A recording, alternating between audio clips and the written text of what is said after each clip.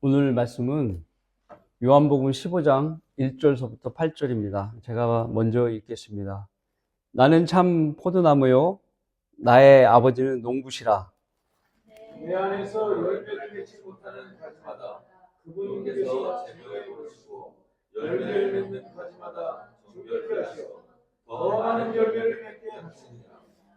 이제 너희는 내가 너희에게 일러준 말을 통하여 깨끗해졌느니라. 내 안에 거하라. 너는 나도 너희 안에 거하리라. 가지가 포도나무에 걸리지 아니하면 스스로 열매를 맺을 수 없듯이 너희도 내 안에 거하지 아니하면 역시 그렇게 되리라.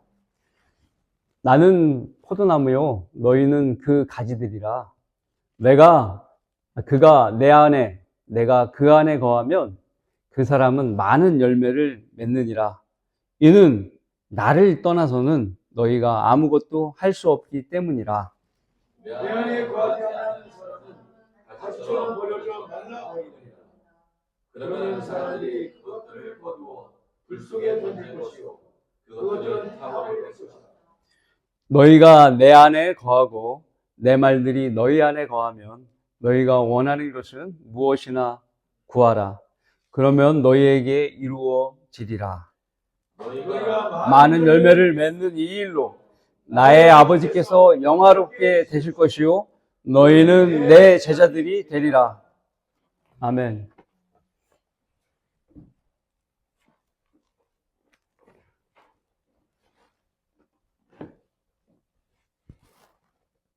하나님께서 우리에게 주신 바른 말씀이 있기 때문에 이 말씀의 능력 때문에 너무나 감사하죠. 기도드리겠습니다. 오늘 설교의 제목은 풍성한 열매를 맺으려면,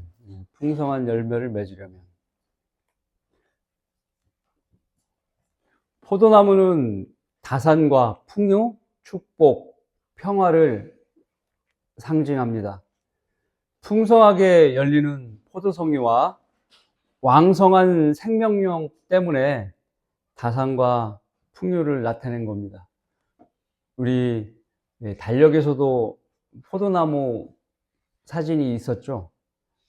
정말 멋있고 왕성한 생명력을 보이는 사진이었습니다. 성경에는 포도나무가 많이 나옵니다. 또 성경 안에 이스라엘 왕 중에 탐스럽게 큰 포도송이가 열린 포도원을 탐낸 왕이 있었습니다. 아합이죠. 그는 왕의 체면도 아랑곳하지 않고 나봇의 포도밭을 달라고 나봇에게 졸랐던 것입니다. 이렇게 커다란 포도송이는 사람들의 마음을 사로잡습니다. 심지어는 왕의 마음까지 사로잡은 것입니다. 에덴 동산에서 아담이 먹지 말아야 할 열매도 포도로 추정이 됩니다. 그 금지된 열매인 포도는 선악의 지식의 나무에서 나는 열매였고 그것은 피를 상징하는 붉은 빛이 나는 즙을 내고 있습니다. 그 열매에서 나오는 즙을 성경에서는 새 포도주라고 부릅니다. 노아 또한 창세기 9장 20절에 포도원을 만들고 그 포도주를 먹고 취함으로써 실족하게 되었습니다. 그래서 노아의 왕국이 뺏기게 되었습니다. 또한 모세는 물을 피로 변하게 하는 기적을 일으켰습니다. 우리 주님께서도 카나의 혼인식을 통해서 동일하게 물을 포도주로 변하게 하셨습니다.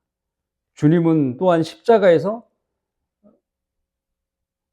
붉은 피를 흘리면서 아담으로부터 물려받은 인류의 죄들을 모두 제거하신 것입니다.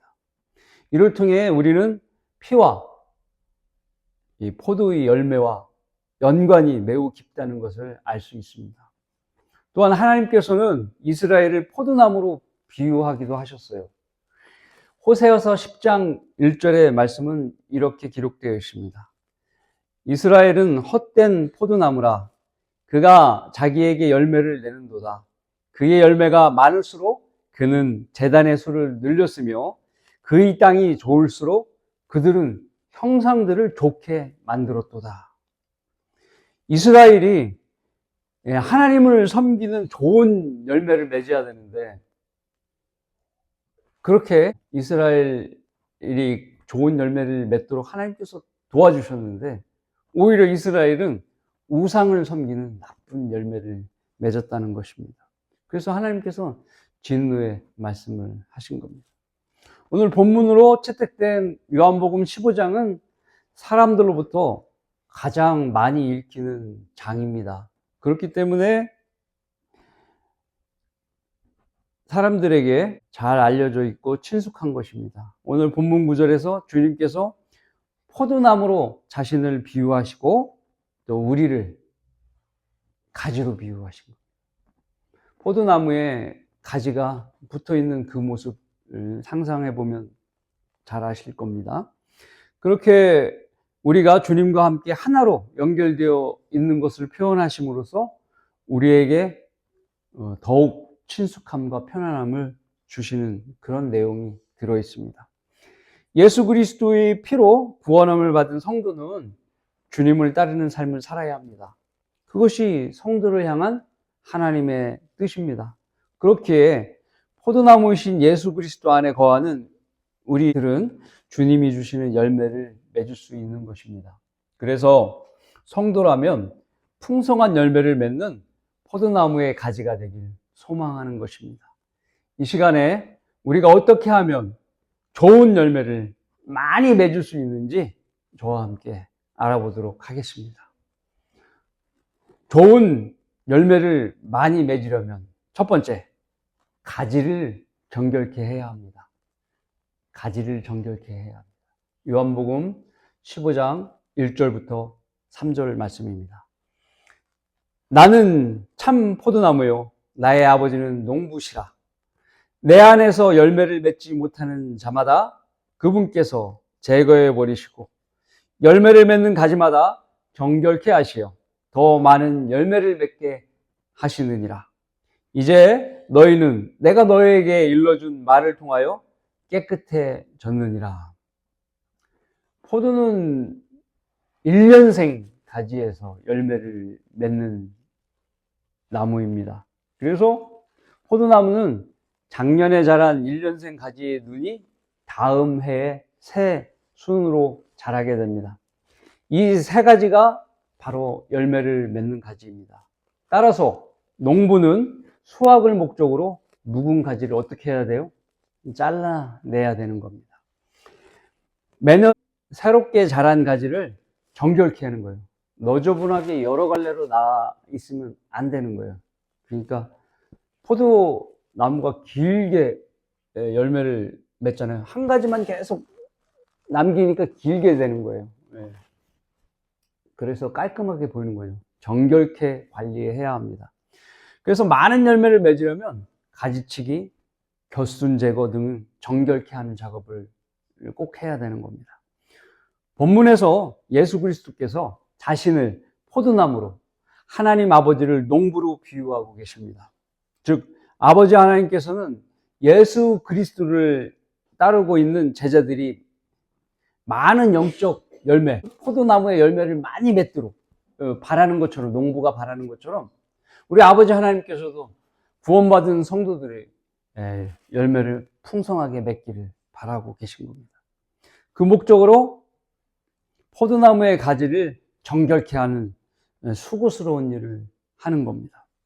우리는 이 포도나무의 비유의 핵심 사항을, 왜 이 포도나무의 비유를 들었는지 그 핵심 사항을 잘 파악해야 되는데요. 우리가 주님께서 이 비유를 하시는 근본 취지를 배제한다면 오해를 할 수 있어요. 그래서 만약에 부수적인 상황, 어떤 한 시대의 비유의 핵심 사항을 파악하지 못하고 다른 시대로 적용할 수 있는 이 비교리적인 접근으로 될 수가 있는 겁니다. 본 취지를 잘 파악하는 것이 중요합니다. 그렇게 하면 만약에 잘못 파악하게 되면 잘못된 교리에 빠지게 되는 것이죠. 예를 들어서 2절의 말씀이 내 안에 열매를 맺지 못하는 가지라고 했습니다. 주님 안에 열매를 맺지 못하는 가지. 칼빈주의자들은 이것을 구원받은 성도들 안에 끼어있는 가짜 성도로 표현하고 있는 겁니다. 그래서 이들은 열매를 맺지 않아서 아버지 하나님께서 제거한다는 거예요. 어떻게 들으면 그럴듯하잖아요. 구원 안 받은 가지가 있어서 열매를 못 맺는다. 그죠? 그렇게 귀가 솔깃하게 들릴 수도 있습니다. 근데 잘못된 교리예요. 거듭나지 않은 성도는 가지에 붙어 있을 수가 없죠. 그는 어떠한 영적 열매조차도 맺을 수 없는 겁니다. 그래서 그 비유는 잘못된 거, 틀린 거예요. 중요한 건 신학 성도는 그리스도의 몸의 지체입니다. 아무리 하찮은 가지라도 떼어지요. 가지치기가 되어지지 않는 거예요. 그래서 구원과 연결을 시키면 안 되는 거예요. 더욱이 이 열매를 맺지 못한다고 제거되는 대상도 아니에요. 여러분이 어떤 열매를 맺지 못한다고 하나님 아버지께서 뚝 잘라버리는 그런 것이 아니라는 거예요. 그러면 이 비유의 취지는 정말 무엇이냐? 우선 이 비유의 대상부터 살펴보면 다락방에 나와서 겟세마네 동산에 동행하는 예수님 뒤를 따라가는 제자들이 이 비유를 듣는 대상인 거예요. 그 제자들에게 이 비유를 들어서 말씀하는 것을 잊지 말아야 돼요. 두 번째, 이 비유의 말씀의 본 취지는 제자들이 예수님 말씀을 듣고 믿어서 많은 열매를 거두라는 거예요. 대상은 제자들이며 제자들이 열매를 맺는 것을 권고하는 거예요. 그러면 열매를 걷는 그때는 언제인가?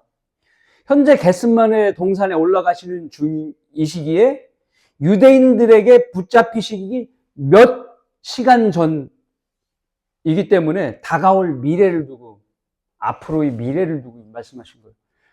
몇 시간 안에 있는 그런 내용을 가지고 비유를 들으신 게 아니라는 거예요. 그래서 주님께서 십자가 위에서 죽으시고 부활하신 후에 제자들이 열매를 맺기 위해 어떻게 해야 하는지에 대한 초점을 맞춰 놓고 비유를 드신 겁니다. 바로 다가올 시대를 염두에 두시고 당부한 겁니다. 그러면 열매는 무엇이냐? 열매는 영적인 열매도 있고요.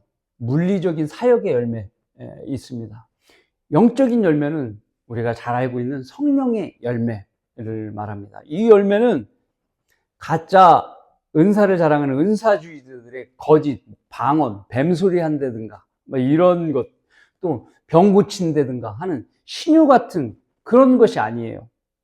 이런 것들은 교인들의 돈을 갈취하기 위해서 동원한 가짜 열매인 겁니다. 특히 성령의 열매란 갈라디아서 5장 22, 23절에 말씀하고 계시죠? 그러나 성령의 열매는 사랑과 기쁨과 화평과 오래 참음과 친절과 선함과 믿음과 온유와 절제니 그런 것을 반대할 법이 없느니라. 자, 이런 것은 어떻게 해요? 사람의 품성에 관련되어 있죠? 사랑, 기쁨, 화평, 오래 참음, 친절, 선함, 믿음, 온유, 절제함. 이 성령의 열매는 영적인 열매입니다. 이 열매는 육신적인 노력으로 얻을 수 있는 게 아니에요. 그리고 내가 노력해서 얻을 수 있는 것이 아니라 내 안에 성령 하나님께서 맺게 해주시는 겁니다. 그래서 어떻게 해요? 그분이 맺게 해주시니까 나는 그분을 잘 따르는 삶을 살아야 되는 겁니다. 나의 육신을 따르는 삶이 아니라 성령 하나님을 따르는 삶을 삶으로써 영적인 열매가 하나님께서 맺게 해주시는 거예요. 방법이 우리가 세상 육신적인 방법과 틀리죠.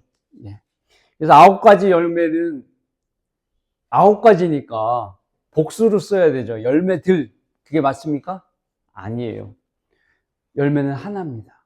성령께서 맺혀주는 열매는 9가지가 다 들어있는 거예요. 여기서 9가지 열매 중에 열매를 맺는데 사랑이 없어. 그러면 열매를 맺지 못한 거예요. 9가지가 다 동일하게 맺는 겁니다. 그래서 단수로 성령의 열매 이렇게 말하는 겁니다. 자, 제자들의 길을 따르는 이 시대의 그리스도인은 정결케 함을 통해서 많은 열매를 거둘 수 있는 겁니다. 그런데 그 정결함을 3절에서 내가 너희에게 일러준 말을 통해 깨끗해졌느니라고 예수님께서 말씀하십니다. 바로 하나님의 말씀으로 그리스도인들이 깨끗하게 됨을 말씀한 겁니다. 말씀을 통해서 그리스도는 깨끗하게 된다는 거예요.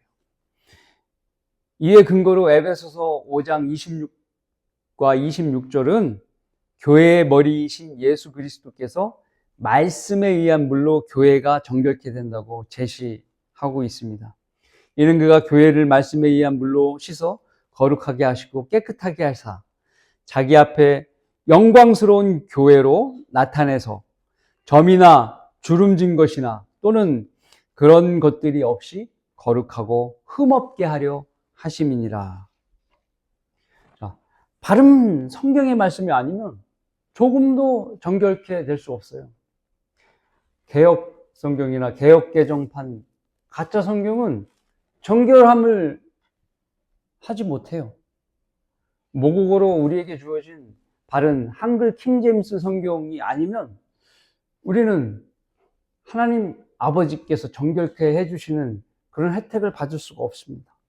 그러므로 아버지 하나님께서 하시는 일을 방해하고 하나님의 교회를 더럽히기 위해 마귀가 가짜 성경을 만든 겁니다.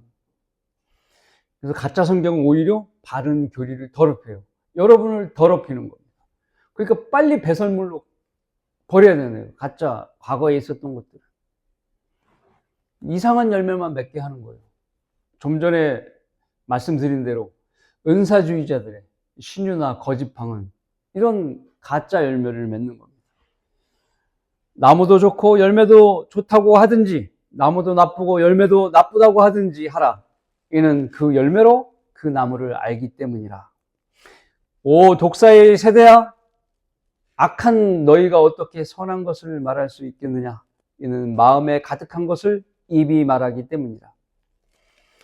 입이 말하는 게 열매예요. 마음이 안 좋기 때문에 입이 나쁜 것을 이야기한다는 겁니다. 사탄이 변개한 성경은 나쁜 열매를 내는 거예요. 나쁜 나무인 겁니다. 우리 각자는 이전에 잘못된 것들로부터 즉각적으로 성별하여 성령의 열매를 맺는데 최선의 노력을 다해야 돼요. 그런 노력은 2가지의 하나님의 말씀을 통해서 우리가 거추장스럽고 지저분한 이런 것들로부터 새롭게 만들 수 있습니다. 첫 번째 말씀은 갈라디아서 2장 20절입니다. 내가 그리스도와 함께 십자가에 못 박혀 있으나 그럼에도 나는 살아있노라. 그러나 내가 사는 것이 아니요 그리스도께서 내 안에 사시는 것이라. 여러분 안에 사는 그리스도, 내가 이제 육신 안에서 사는 삶은 나를 사랑하시오 나를 위해 자신을 주신 하나님의 아들을 믿는 믿음으로 사는 것이라. 목표가 명확하죠? 우리는 모두 구원받을 때 이미 갈보리 십자가에서 죽었습니다. 이것의 인식이 성도를 깨어있게 만듭니다. 그러나 지금은 어떻습니까? 살아있습니다. 왜 살아있죠? 나의 육신적인 삶이 오직 나를 위해 죽으신 예수 그리스도를 믿는 믿음으로 살게 하기 위해서 살아있다는 것입니다. 우리는 몸과 혼이 분리되어 있어요. 몸과 혼이 분리되어 있는데 살아있잖아요. 하나님 보시기엔 죽은 사람처럼 여겨지는데 살아있는 거예요. 그리스도를 위해서 살기 위해 그렇게 하신 겁니다. 또 다른 말씀은 고린도후서 5장 15절의 말씀입니다. 그가 모든 사람을 위해 죽으신 것은 산자들이 이제부터는 더 이상 자신들을 위해 살지 않고 자기들을 위해 죽었다가 다시 살아나신 그분을 위해 살게 하려는 것이라. 우리가 주님을 위한 삶을 살고자 한다면 우리는 이 말씀으로 모든 더러운 과거의 잘못이나 죄들의 행위로부터 돌이켜야 돼요. 청산해야 되는 거예요. 이 정결함이 없이는 주님을 위한 삶을 살 수 없는 거예요. 열매를 맺을 수가 없어요. 예. 말씀이 성별케 하는 거예요. 마치 농부가 포도나무를 꾸준히 관리하지 않아서 불필요한 겨순도 방치해두고 또 필요 이상의 무성한 잎이 있는 것을 제거하지 않고 또 너저분한 격가지를 잘라내지 않았다면 어찌 되겠습니까? 그리고 벌레나 기생충들이 그대로 남아있는 것을 방치해 둔다면, 진딧물 같은 것을 방치해 둔다면 약을 치지 않고 어떤 일이 벌어지겠어요? 열매는 작아지겠죠. 못생긴 열매가 생기는 거예요. 병도, 무름병 같은 병도 생기는 거예요. 수확하기 전에 이미 열매들이 떨어지기 시작하는 거예요. 정결케 하는 것은 중요한 거예요. 정결한 가지처럼 많은 열매를 맺기 위해 우리는 지속적인 자기관리가 필요합니다. 무엇으로 합니까? 세상 사람들은 헬스클럽, 영양제 많이 먹고, 의원 다니고, 이렇게 해서 몸이 좋아지고 정결케 될 수는 있겠죠. 그러나 자신의 영과 혼은 건강케 됩니까? 그렇지 않은 거예요. 말씀이 죄에 대해 깨끗하게 하는 작용을 하는 겁니다. 역대기야 34장에는 요시아의 얘기가 나와요. 요시아 얘기가 나오는데, 남유다 왕 요시아는 신하들에게 성전을 보수하라고 지시했어요. 그 보수 공사 중에 신하들이 하나님의 말씀을 발견한 거예요. 발견해서 사판이 그걸 갖다 요시아 왕에게 읽어주게 됩니다. 율법의 말씀, 율법책을.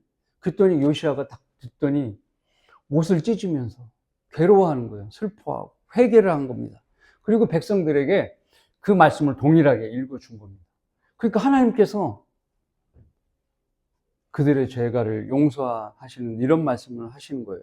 보라, 내가 너를 네 조상들로부터 거두어들이니 네가 네 무덤으로 편안하게 합쳐질 것이요, 네 눈이 내가 이곳과 그 거민들에게 내릴 모든 재앙을 보지 못하리라 하라 하더라. 그러니까 요시아 왕은 편안하게 정치를 다 끝나고 제 나이가 돼서 죽는데, 그때 동안 그 나라 안에 재앙이 없어지게 된다는 거예요. 그 전에는 어떻게 했느냐?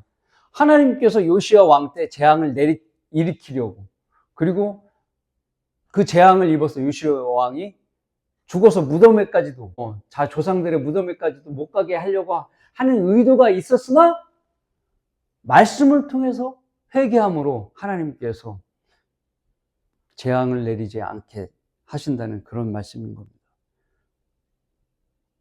깨끗하게 누가 하시죠? 하나님께서 하시는 것이잖아요. 그 백성과 요시아 왕을, 죄를 깨끗하게 해주신다는 거예요. 이렇게 하나님의 말씀은 왕을 회개하게 만들었고 백성을 변화시켜서 그들의 죄로부터 정결케 되는 결과를 낳았습니다. 그러므로 요시아는 당대에 하나님의 진노로부터 안전할 수가 있었던 겁니다. 이 시대에 그리스도인들이 성령의 열매를 풍성히 맺는 것도 말씀에 의한 좌우되는 겁니다.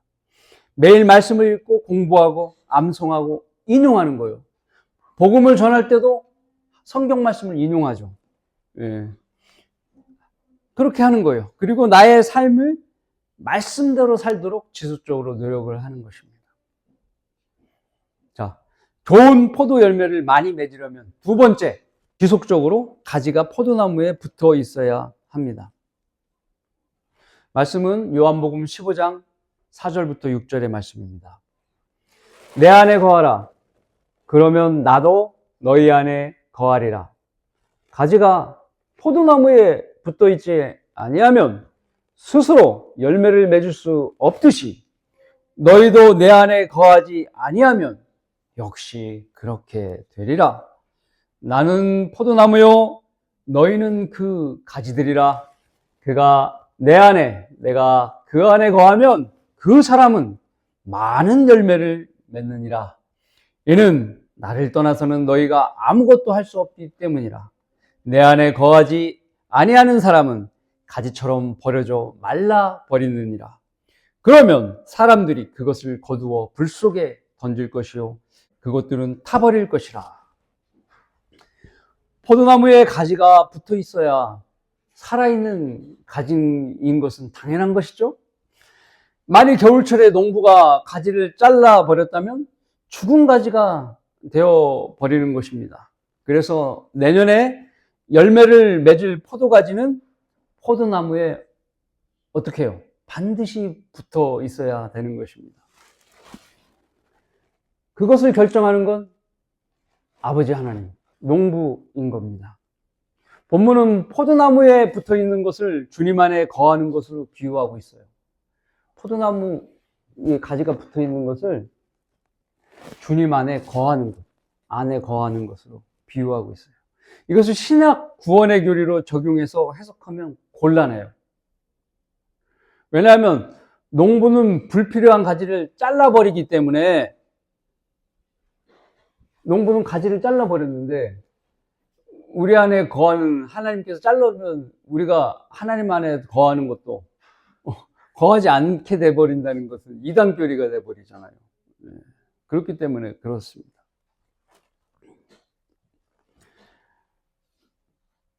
좀 전에 알아본 것처럼 가지가 포도나무에 붙어 있는 것은 제자의 도를 이야기하는 거예요. 제자의 도. 11명의 제자에게 말씀하신 것처럼 제자의 도를 비유한 거예요. 주님 안에 거하는 것, 십자가 이전의 시점에서 얘기했을 때는 말씀 안에 거하는 것이라고 요한복음 8장 31, 32절에 말씀하시는 겁니다. 그때 예수께서 자기를 믿는 그 유대인들에게 말씀하시길 너희가 내 말에 거하면 참으로 나의 제자가 되고 진리를 알게 되리니 그 진리가 너희를 자유롭게 하리라고 하시더라. 만일 주님께서 십자가 전의 상황에서 주님 안에 거하는 것을 의미한다면 그것은 바로 말씀 안에 거함으로써 제자의 주의가 유지되는 것을 이야기하는 거예요. 그러나 십자가 이후의 상황이 되면 제자들은 주님의 말씀 안에 거할 것뿐만 아니라 영적인 몸 안에도 거하게 되는 거예요. 지금 겟세마네 가서 붙잡히셔야 되잖아요, 이제. 그죠? 그 후에 이제 십자가 이후에 제자들도 주님 안에 거할 수 있게 되는 것이죠. 성령 침례로 그런 신비로운 경험을 하는 겁니다. 오늘 주는 건 물 침례예요. 우리 구원받을 때 성령 침례고 성령 침례가 먼저 이루어지고 난 다음에 물 침례로 간증을 보이는 것이죠. 주님이 그 안에 들어오신 신비로운 성령 침례가 제자들에게 이루어지는 겁니다. 이것은 요순절의 성령 강림으로 인해서 제자들로부터 주님 안에 거하는 일이 생긴 겁니다. 이를 위해 십자가 전에 주님은 아버지께 이렇게 기도하셨습니다. 요한복음 17장 20절부터 23절의 말씀이에요. 그러나 나는 이들만을 위해 기도하는 것이 아니었고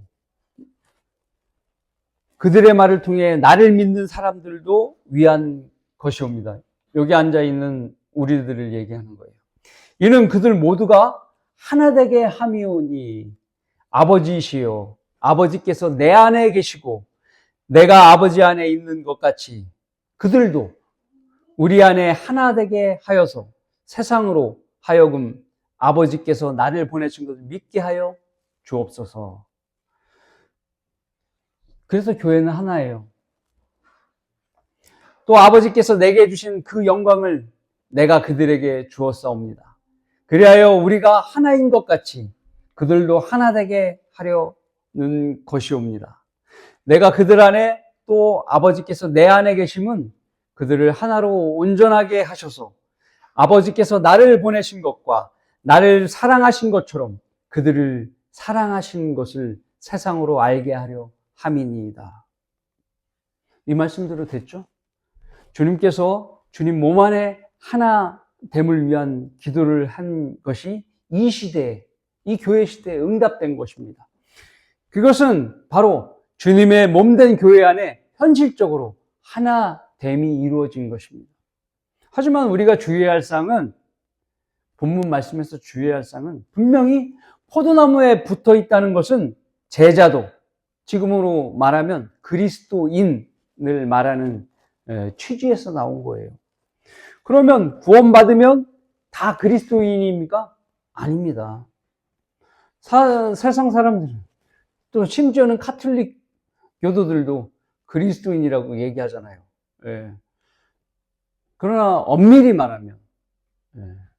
말하면 자신을 버리고 예수 그리스도를 따르는 삶을 사는 성도를 그리스도인이라고 하는 거예요. 구원받으면 성도는 되지만 그리스도인의 엄밀한 의미는 제자도를 따르는 사람인 것입니다. 구원만 딸랑받고 예배도 참여하지 않고 주님과 함께 고난에 참여하지 않은 성도를 그리스도인이라고 부르는 것은 성경적이지 못하지 않습니까? 그렇죠? 그러므로 여기서 주님 안에 거하는 대상은 모든 구원받은 사람이 아니라 그리스도인을 말하는 겁니다. 그리고 이들은 누구나 스스로 열매를 맺을 수 없는 거예요. 하나님 안에서 그리스도인은 성령에 맺을 수 있는 겁니다. 육신적인 그리스도인은 어떤 열매를 맺지 못합니다. 어떤 열매도. 육신적으로 자신이 잘나서 세상 지혜가 많아서 열매가 달리는 것이 아니라는 거예요. 그래서 자신을 자랑하는 것은 불필요한 거예요. 하나님만 자랑해야 되는 거예요. 왜냐하면 오직 하나님께서만 성령의 열매를 만들어 주시기 때문인 겁니다. 달리 말해 가지가 포도나무에 붙어 있기 때문에 그것이 가능하다는 것입니다. 주님은 말씀하십니다. 이는 나를 떠나서는 너희가 아무것도 할 수 없기 때문이라.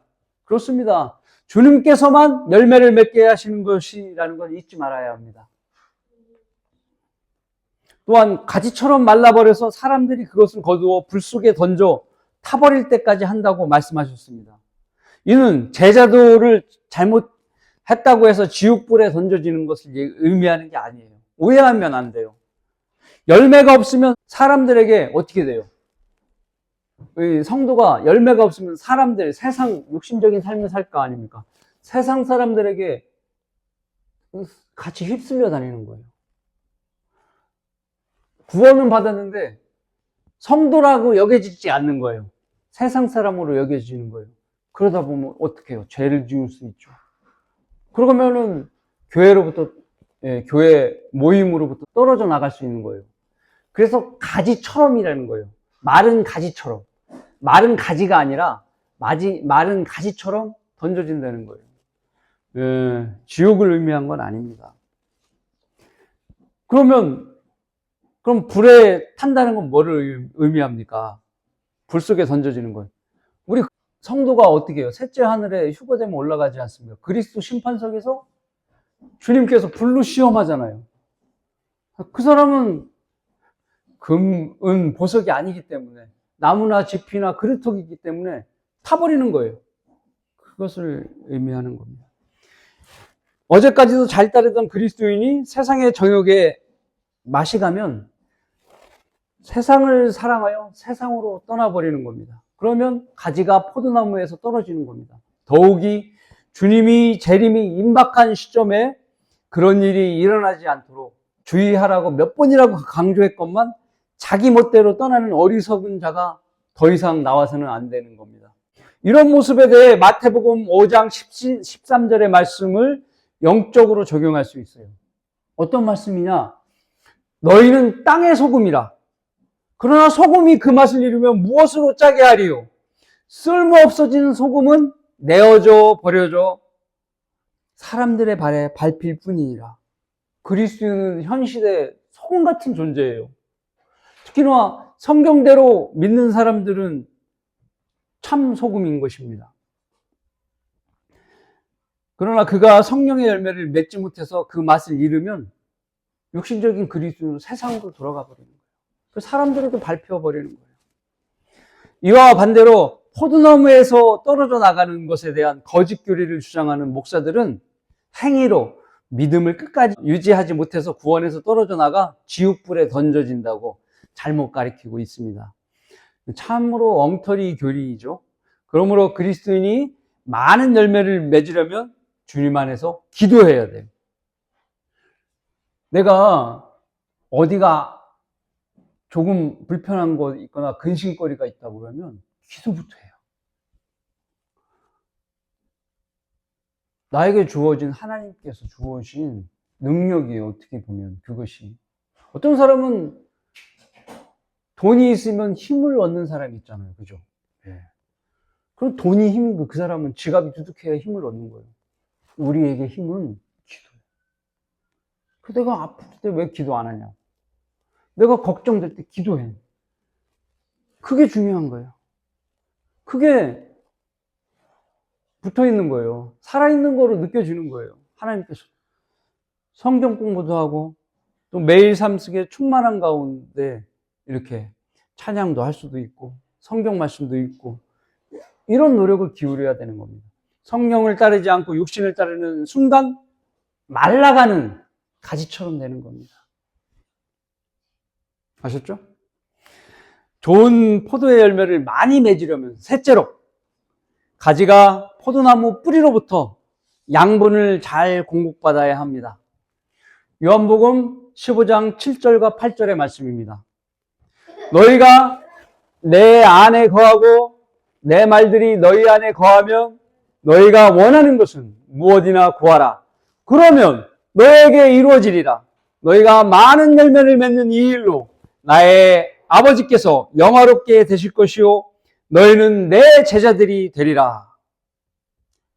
아멘이죠? 바로 8절의 구절이 바로 포도나무 비유의 취지를 잘 보여주고 있는 거예요. 내 제자들이 되리라. 포도나무의 비유는 내 제자들이 되는 것을 위해서 비유를 드신 것입니다. 주님은 이들 11명이 주님의 참 제자들이 되기를 원하셨던 것입니다.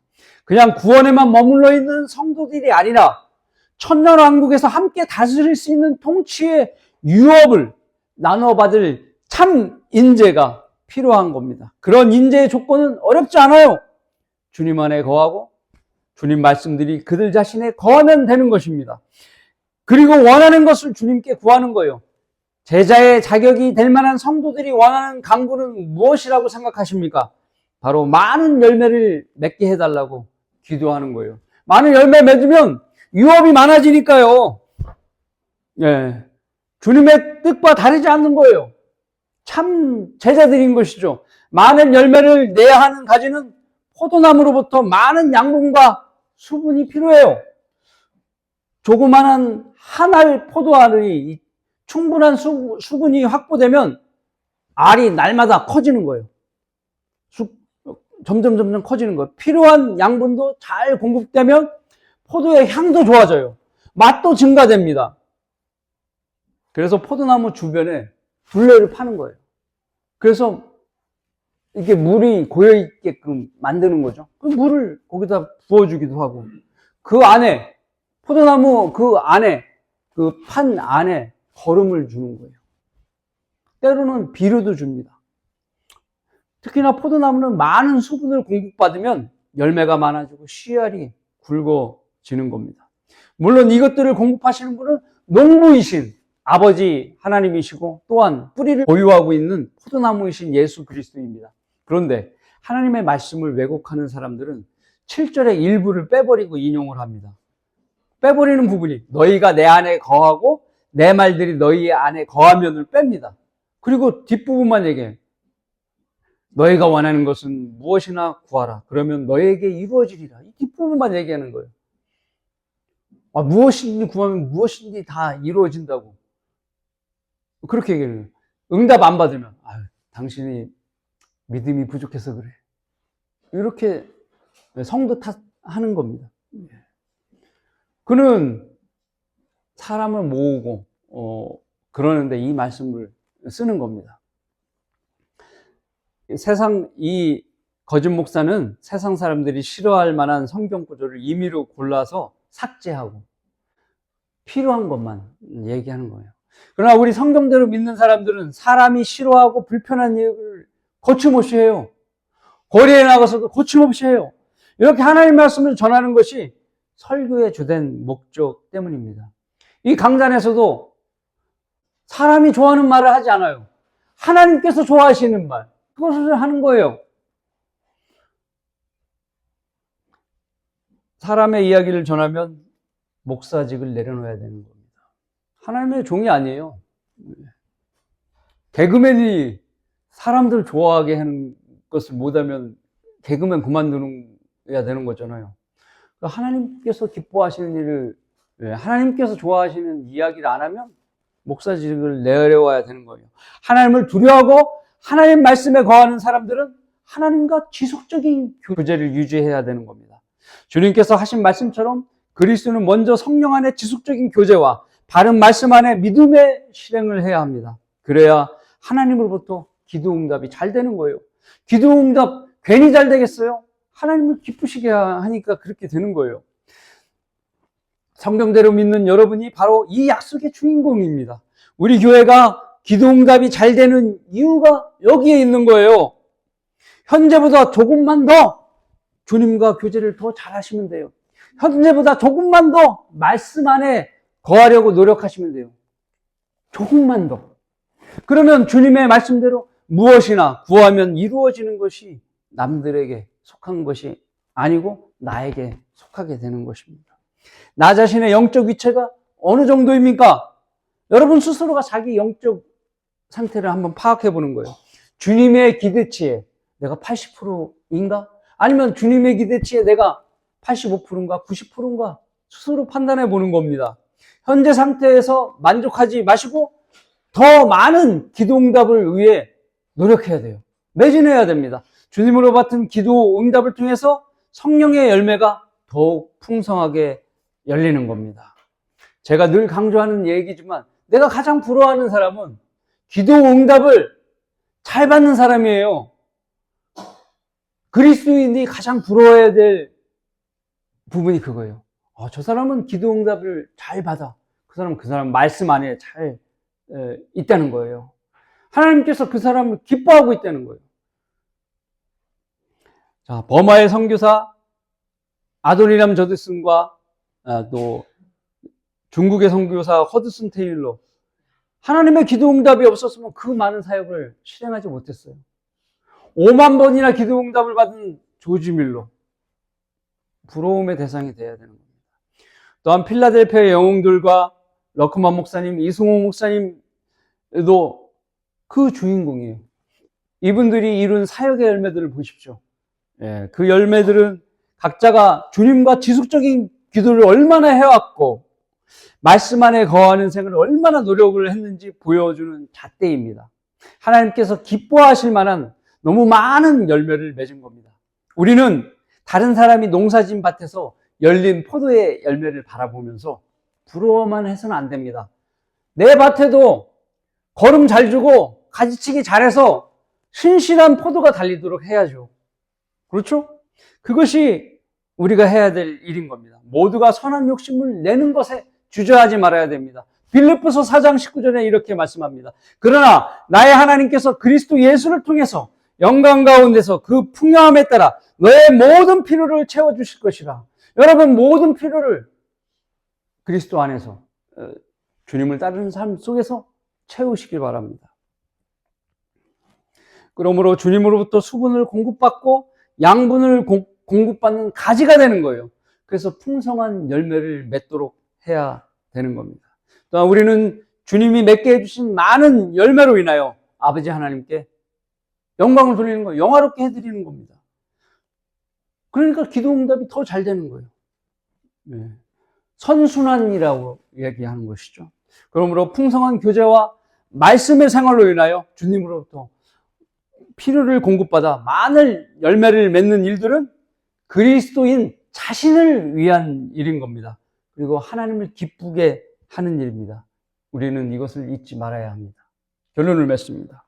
열매 없는 어둠의 일에 관여하지 말고 오히려 그것들을 책망하라. 에베소서 5장 11절의 말씀입니다. 우리는 빛의 자녀들입니다. 어둠의 일들은 열매가 없습니다. 그것에 어떤 형제가 머물러 있다면 그를 책망할 것을 주저하지 말아야 합니다. 진리를 사랑하는 것은 불의를 미워함으로 증명이 되는 거예요. 그것이 진리 안에 거하는 사람에게서 나오는 진정한 사랑입니다. 주인에게 충성스러운 개는 낯선 사람에게 무서운 존재예요. 무섭게 이빨을 드러내면서 짖어버리는 겁니다. 우리는 하나님을 모독하는 가짜 성경으로부터 빠져나와서 바른 성경으로 성별한 사람들입니다. 가짜 성경에는 사탄의 이름이 있어야 할 자리에 예수님을 갖다 놓은 거예요. 그들은 하나님의 말씀을 사랑하는 것이 아니에요. 지저댈 줄 모르는 쓸모없는 개들인 것이죠. 가짜 성경에는 요한 1서 5장 7절 삼위일체 부분을 없애버렸죠. 다른 구절로 대처시킨 거예요. 36,000군데 병개된 성경에 분노하지 못하는 사람들이 예수님의 가지가 될 수 있겠습니까? 불쏘시개로 태워질 마른 가지일 뿐인 겁니다. 만일 36,000군데가 부실된 아파트 공사 집이었어요. 내 집이 어렵게 벌어서 아파트를 샀는데 36,000군데나 여기 물 새고 저기 갈라지고 36,000군데 부실한 거예요. 그것을 좋은 아파트라고 얘기할 수 있겠습니까? 개역 성경, 개역 개정 성경들이 그럼 부실한 성경인데도 좋다고 얘기하는 겁니다. 하나님께서는 진노하시는 겁니다. 한글 킹제임스 성경만이 유일한 참포도 열매를 내는 나무입니다. 이 바른 하나님의 말씀 안에 거하는 성경 침례 교회만이 바른 열매를 맺을 수 있는 거예요. 우리는 거리에서 설교하고 구령합니다. 수많은 헌들을 주님께 이겨옵니다. 수많은 성경 공부 교재와 주석서들과 진리의 서적들이 어떻게 해요? 해마다 나오잖아요. 월간지 성경대로 믿는 사람들과 대간지 그늘의 양식이 지속적으로 출간됩니다. 대단한 것이에요. 대단한 열매를 맺고 있는 겁니다. 이런 열매들은 하나님께서 우리와 함께 하신다는 강력한 증거예요. 이 열매를 통해서, 풍성한 열매를 통해서 그 하나님께서 함께 하시고 있다는 것을 우리 눈으로 확인할 수 있는 겁니다. 이런 교회에서 자신이 열매를 내지 못한다면 참 안타까운 겁니다. 만일 열매를 맺지 못하고 계시다면 이제부터라도 주님의 풍성한 열매를 맺는 일에 매진하여 그리스도 심판석에서 주님으로부터 잘했다 칭찬받는 여러분 모두가 되시길 바라겠습니다. 네.